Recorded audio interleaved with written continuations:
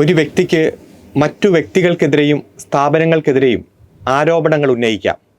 ആ ആരോപണങ്ങളുടെ അടിസ്ഥാനത്തിൽ ഒരു അന്വേഷണ ഏജൻസി കേസ് രജിസ്റ്റർ ചെയ്ത് തുടരന്വേഷണം നടത്തണമെങ്കിൽ ആരോപണങ്ങൾ മാത്രം പോരാ, വസ്തുതകളും വേണം, തെളിവിൻ്റെ ഒരു കണികയെങ്കിലും വേണം.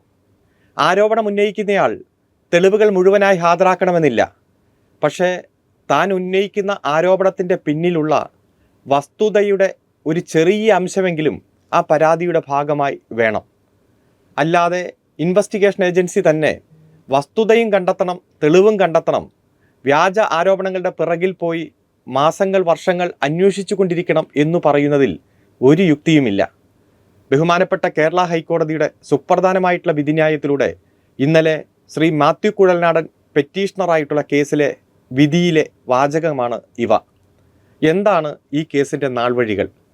കുറേ നാളായി കേരളത്തിൻ്റെ പൊതുസമൂഹത്തിൽ മാധ്യമങ്ങൾ വളർത്തിക്കൊണ്ടുവന്ന ഒരു വാക്കാണ് മാസപ്പടി എന്നത്. ഒരു സ്ഥാപനം മറ്റൊരു സ്ഥാപനവുമായി കരാറിൽ ഏർപ്പെടുകയും ആ കരാറിൻ്റെ അടിസ്ഥാനത്തിൽ ചില സേവനങ്ങൾ നൽകുകയും ആ സേവനത്തിന് ബാങ്ക് വഴി കൃത്യമായി ടാക്സബിൾ ആയിട്ടുള്ള പേയ്മെൻറ്റ് നൽകുകയും ആ പേയ്മെൻറ്റ് സ്വീകരിച്ച കമ്പനി കൊടുത്ത സേവനം എല്ലാം കരാറിൻ്റെ ഭാഗമായി ഇരിക്കുകയും ചെയ്യുമ്പോൾ വസ്തുതാവിരുദ്ധമായ ആരോപണങ്ങൾ ഉന്നയിച്ച് മനോരമ പേരടിച്ച് കൊടുത്ത മാസപ്പടി എന്ന വാക്കുപയോഗിച്ചുകൊണ്ട് നിരന്തരമായിട്ടുള്ള ആരോപണങ്ങൾ ഒരു വനിതാ സംരംഭയ്ക്കും കുടുംബത്തിനുമെതിരെ ഉന്നയിച്ചു കൊണ്ടിരിക്കുന്ന ഒരു സാഹചര്യം നമുക്കെല്ലാവർക്കും അറിവുള്ളതാണ്. ശ്രീ മാത്യു കുഴൽനാടൻ തിരുവനന്തപുരം വിജിലൻസ് കോടതിയിലും കളമശ്ശേരി സ്വദേശിയായ ഗിരീഷ് ബാബു മൂവാറ്റുപുഴ വിജിലൻസ് കോടതിയിലും കേസ് ഫയൽ ചെയ്തു. ഇത്തരത്തിൽ ഇൻട്രീം സെറ്റിൽമെൻറ്റ് ബോർഡിൻ്റെ വിധിന്യായത്തിൽ ചില വാചകങ്ങളുണ്ട്. അതിൻ്റെ അടിസ്ഥാനത്തിൽ മുഖ്യമന്ത്രിയുടെ ഓഫീസിനെ സ്വാധീനിക്കാൻ വേണ്ടിയിട്ടാണ് മുഖ്യമന്ത്രിയുടെ മകൾ ഡയറക്ടറായിട്ടുള്ള കമ്പനിയുമായി CMRL കരാറുണ്ടാക്കിയതെന്നും അതിൻ്റെ ഭാഗമായി സേവനം ആവശ്യപ്പെട്ടതെന്നും അതിൻ്റെ ഭാഗമായി തന്നെ പണം കൈമാറിയതും അതുകൊണ്ട് വിജിലൻസ് വിശദമായിട്ടുള്ള അന്വേഷണം നടത്തണം എന്നതായിരുന്നു ഈ പരാതിയുടെ ഉള്ളടക്കം. വിജിലൻസ് കോടതികൾ അത് വിശദമായി തന്നെ പരിശോധിച്ചു, ഹാജരാക്കിയ ഡോക്യുമെൻറ്റുകൾ പരിശോധിച്ചു. അതിനുശേഷം ഒരു കേസ് രജിസ്റ്റർ ചെയ്യാൻ പോലും ബാധകമായിട്ടുള്ള അടിസ്ഥാനപരമായിട്ടുള്ള ഒരു രേഖകളും ഈ കേസിൻ്റെ ഭാഗമായി ഹാജരാക്കിയിട്ടില്ല എന്ന് പറഞ്ഞ് ശ്രീ മാത്യു കുഴൽനാടൻ്റെ കേസ് തിരുവനന്തപുരം വിജിലൻസ് കോടതിയും ഗിരീഷ് ബാബുവിൻ്റെ കേസ് മൂവാറ്റുപുഴ വിജിലൻസ് കോടതിയും തള്ളി. ആ തള്ളിയ ഉത്തരവിനെതിരെ ഹൈക്കോടതിയിൽ റിവിഷൻ പെറ്റീഷനുമായി ശ്രീ മാത്യു കുഴൽനാടനും ഗിരീഷ് ബാബുവും എത്തിച്ചേർന്നു. ഇതിനിടയിൽ ഗിരീഷ് ബാബു മരണപ്പെട്ടു. കോടതി തന്നെ അമിക്കസ് ക്യൂറിയെ വെച്ച് ഈ കേസിൻ്റെ വസ്തുതകൾ പരിശോധിക്കാനും രേഖകൾ പരിശോധിക്കാനും ഒരു പ്രത്യേക തീരുമാനമെടുക്കുകയും വിശദമായിട്ടുള്ള വാദം കേൾക്കുകയും അതിനുശേഷം വിധി പറയാൻ മാറ്റുകയും ചെയ്തു. ഇന്നലെ സുപ്രധാനമായിട്ടുള്ള ആ വിധി പുറത്തു വന്നു. നമുക്കറിയാം എത്ര നാളായി മുഖ്യമന്ത്രിയെ വേട്ടയാടാൻ, മുഖ്യമന്ത്രിയുടെ മകളെ വേട്ടയാടാൻ, കുടുംബത്തെ വേട്ടയാടാൻ ഉപയോഗിച്ചു കൊണ്ടിരിക്കുന്ന കേന്ദ്ര ഇൻവെസ്റ്റിഗേഷൻ ഏജൻസികളുടെ ചില റിപ്പോർട്ടുകളുടെ അടിസ്ഥാനത്തിൽ നടത്തിക്കൊണ്ടിരിക്കുന്ന ഈ പ്രചരണം നമ്മൾ കണ്ടുകൊണ്ടിരിക്കുകയാണ്. ഇനിയെങ്കിലും ആ പ്രചരണത്തിന് ഒരു ശമനമുണ്ടാകും എന്ന് നാം പ്രതീക്ഷിക്കുകയാണ്. ഈ വിധി പുറത്തു വന്നതിന് ശേഷം ശ്രീ മാത്യു കുഴൽനാടൻ പറഞ്ഞത് സുപ്രീം കോടതിയുടെ ചില വിധികൾ ഹൈക്കോടതി പരിശോധിച്ച് ആ വിധികളാണ് കോട്ട് ചെയ്തിരിക്കുന്നത്. ഞാൻ പറഞ്ഞതിനേക്കാൾ കൂടുതൽ പ്രാധാന്യം സുപ്രീം കോടതി വിധിക്ക് ഹൈക്കോടതി കൊടുത്തു, അതുകൊണ്ടാണ് എനിക്ക് ഈ കേസിൽ വിജയമുണ്ടാക്കാത്തത് എന്നതാണ്. സുപ്രീം കോടതി വിധികൾ എന്ന് പറഞ്ഞാൽ പ്രീസിഡൻ്റ് ആണ്. അതല്ലേ ഹൈക്കോടതിയും കീഴ്ക്കോടതികളും എല്ലാം പരിശോധിക്കേണ്ടത്. തെളിവിൻ്റെ ഒരു കണിക പോലുമില്ല, വെറും ആരോപണം മാത്രമാണ്. അതിന് ഉപോത്പലകമായിട്ടുള്ള ഒരു രേഖ പോലും ഹാജരാക്കിയിട്ടില്ല. അതുകൊണ്ട് ഇതിൽ കേസ് രജിസ്റ്റർ ചെയ്ത് അന്വേഷിക്കേണ്ടതില്ല എന്ന് ഹൈക്കോടതി പറഞ്ഞതോടൊപ്പം തന്നെ മറ്റൊരു കാര്യം കൂടി പറഞ്ഞു.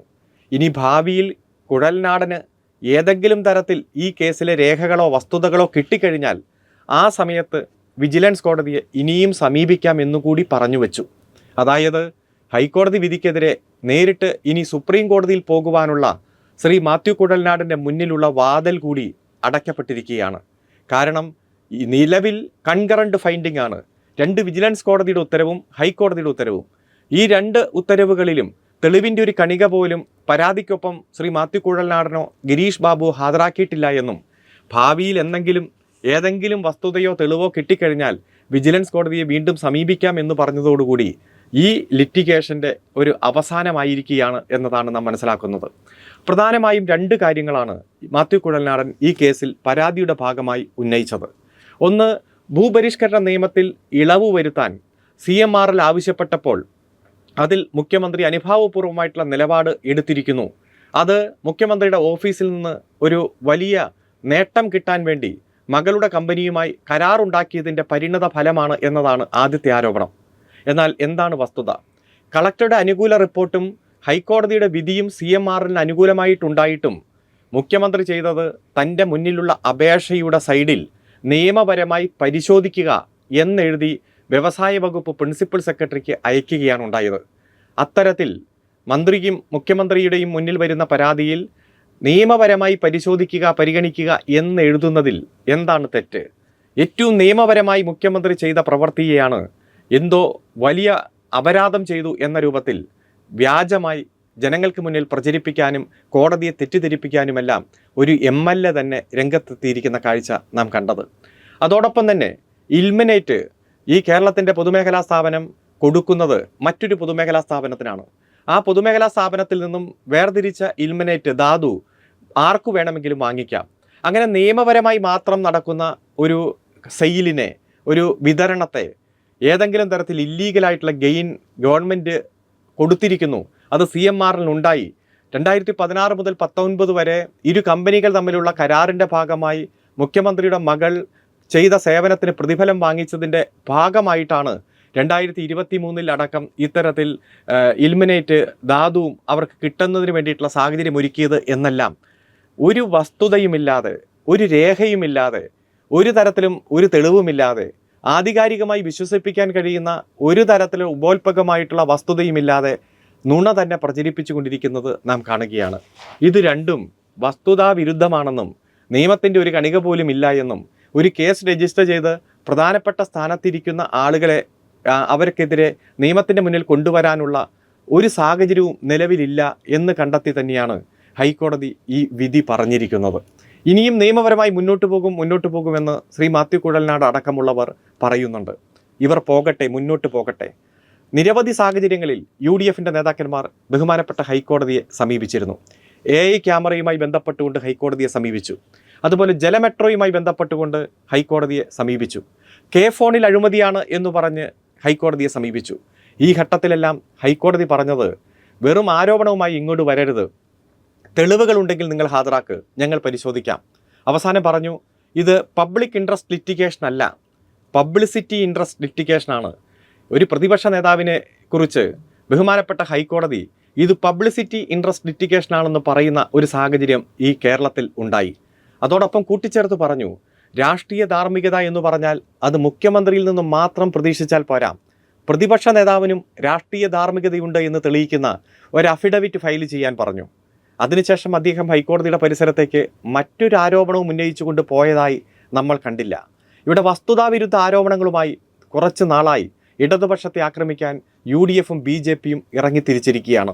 സ്വർണ്ണക്കള്ളക്കടത്ത്, ED, കസ്റ്റംസ്, ആദായ നികുതി വകുപ്പ് നമ്മൾ കണ്ടു. മാറിയും തിരിഞ്ഞുമുള്ള അന്വേഷണങ്ങൾ നിരവധി. ഈന്തപ്പഴത്തിൻ്റെ കുരുവിൻ്റെ രൂപത്തിലുള്ള സ്വർണം, ഖുറാൻ്റെ ഉള്ളിൽ വച്ച് സ്വർണം, ബിരിയാണി ചെമ്പിൽ വച്ചുള്ള സ്വർണം, അങ്ങനെ എത്രയോ അന്വേഷണ പരമ്പര കേന്ദ്ര അന്വേഷണ ഏജൻസികൾ UDFൻ്റെയും BJPയുടെയും കേരളത്തിലെ മാധ്യമങ്ങളുടെയും പിന്തുണയോടെ ഇവിടെ നടത്തി. ഇപ്പോൾ നമുക്കറിയാം ആദായ നികുതി വകുപ്പ്, FSIO, അതുപോലെ കമ്പനികാര്യ വകുപ്പ് എല്ലാവരും അന്വേഷണം നടത്തുന്നു. മാസങ്ങൾ കഴിഞ്ഞു, വർഷങ്ങൾ കഴിഞ്ഞു, ഒരു തെളിവും കണ്ടുപിടിക്കുവാനോ ഏതെങ്കിലും തരത്തിൽ അവരുടെ അന്വേഷണ റിപ്പോർട്ട് ഹാജരാക്കുവാനോ കഴിഞ്ഞിട്ടില്ല. ഈ അന്വേഷണങ്ങളുടെ ഒരു പുകമുറ സൃഷ്ടിച്ചുകൊണ്ട് തെരഞ്ഞെടുപ്പും ഉപതെരഞ്ഞെടുപ്പുകളും എല്ലാം വരുമ്പോൾ മുഖ്യമന്ത്രിയെയും മകളെയും കുടുംബത്തെയും അതുപോലെ മറ്റു മന്ത്രിമാരെയും ആക്രമിക്കണം, ഗവൺമെൻറ്റിനെതിരെ വ്യാജ ആരോപണങ്ങൾ ഉന്നയിച്ചു കൊണ്ടിരിക്കണം. അതുതന്നെയാണ് മാധ്യമങ്ങളും കോൺഗ്രസും UDFും നിരന്തരം ശ്രമിച്ചുകൊണ്ടിരിക്കുന്നത്.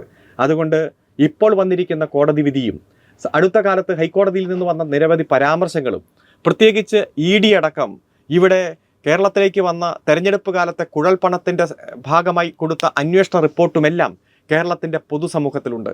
കേന്ദ്ര ഇൻവെസ്റ്റിഗേഷൻ ഏജൻസികൾ BJPയെ വെള്ളപൂശാനും BJP നേതാക്കന്മാരെ രക്ഷിക്കാനും ശ്രമിച്ചുകൊണ്ടിരിക്കുന്ന സാഹചര്യത്തിൽ ഇവിടെ വ്യാജമായി നടത്തിക്കൊണ്ടിരിക്കുന്ന പരാതിയുടെ അടിസ്ഥാനത്തിലുള്ള അന്വേഷണത്തിൽ ഒരു കഴമ്പുമില്ല എന്ന് കോടതിയടക്കം കണ്ടെത്തിയിരിക്കുന്ന ഒരു സാഹചര്യത്തിൽ ഈ നുണപ്രചരണങ്ങളുടെ പുറകിൽ പോകുന്ന UDFനെയും BJPയെയും മാധ്യമങ്ങളെയും തിരിച്ചറിയണമെന്ന് ഈ അവസരത്തിൽ അഭ്യർത്ഥിക്കുകയാണ്.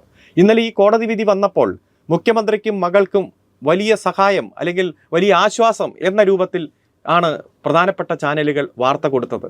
എന്നാൽ ഈ കേസുമായി പോയ പ്രതിപക്ഷത്തിനും മാത്യു കുഴൽനാടനും തിരിച്ചടി എന്നല്ലേ ശരിക്കും ഒരു വാർത്ത കൊടുക്കേണ്ടത്, ഹെഡിങ് കൊടുക്കേണ്ടത്? ഇവിടെയും തന്ത്രപൂർവം ഇടതുപക്ഷ വിരുദ്ധത പ്രചരിപ്പിക്കാൻ വേണ്ടി മാധ്യമങ്ങളുടെ ഹെഡിങ്ങുകളും തലവാചകങ്ങളും ന്യൂസ് അവറുകളും എല്ലാം മാറുന്നത് നാം കാണുകയാണ്. 24 ന്യൂസ് അടക്കം പ്രധാനപ്പെട്ട ചാനലുകൾ ഇന്നലെ അവരുടെ പ്രൈം ന്യൂസ് ടൈമിൽ ഈ കോടതി വിധിയെക്കുറിച്ച് ചർച്ച ചെയ്യാൻ പോലും തയ്യാറായില്ല. മുൻപ് ഈ ആരോപണം ഉന്നയിക്കപ്പെട്ടപ്പോൾ ദിവസങ്ങൾ, മാസങ്ങൾ ചർച്ചയ്ക്ക് വേണ്ടി വെച്ച മാധ്യമങ്ങളടക്കം ഇന്നലത്തെ കോടതി വിധിയെ കണ്ടില്ലെന്ന് നടിക്കുന്നത് നാം കാണുകയാണ്. ഇത്തരത്തിലുള്ള ഇടതുപക്ഷ വേട്ട കൃത്യമായി നിങ്ങൾ മനസ്സിലാക്കണം എന്ന് അഭ്യർത്ഥിക്കുകയാണ്.